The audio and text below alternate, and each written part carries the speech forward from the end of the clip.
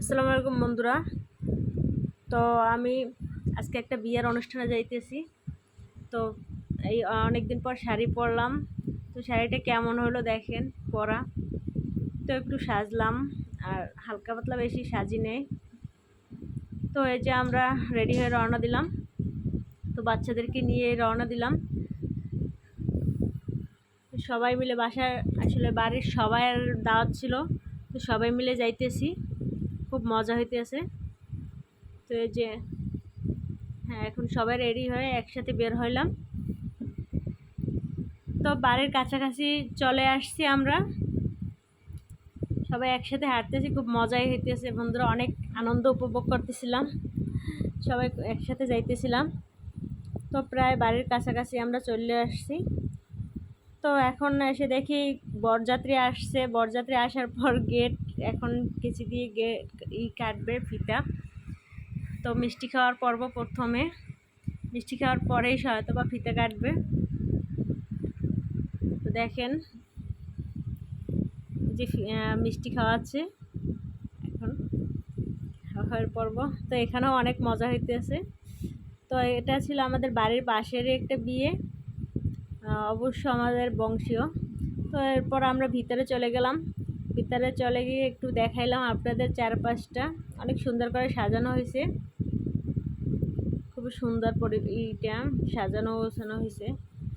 তো আমরা এখন খেতে বসলাম। তো একটু পরে খাওয়া দাওয়া নিয়ে খাবার নিয়ে আসবে।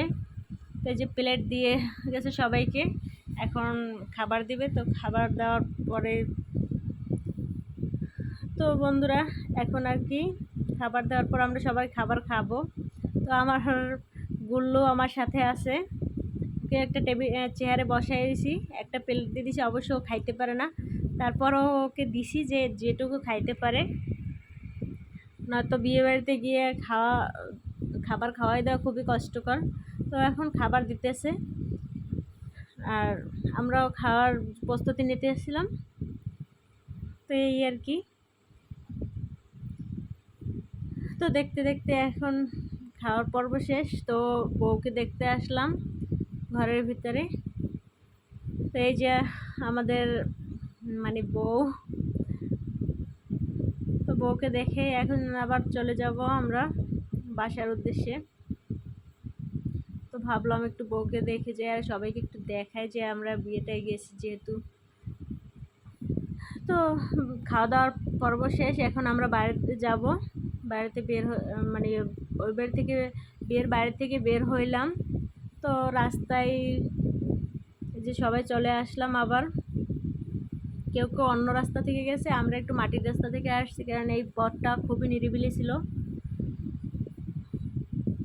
তো বাড়ির কাছাকাছি চলে আসছি দেখতে দেখতে। সবাই ভালো থাকবেন, আল্লাহ হাফেজ।